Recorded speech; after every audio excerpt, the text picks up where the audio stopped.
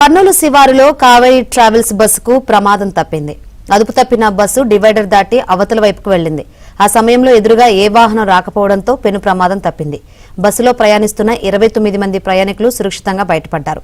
పెను ప్రమాదం తప్పడంతో ప్రయాణికులంతా ఊపిరి పీల్చుకున్నారు.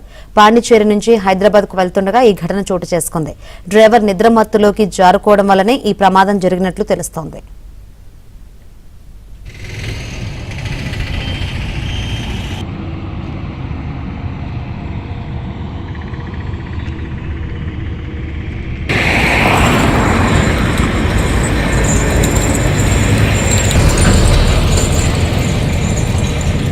కర్నూలు శివారులో కావేరీ ట్రావెల్స్ బస్సుకు ప్రమాదం తప్పింది.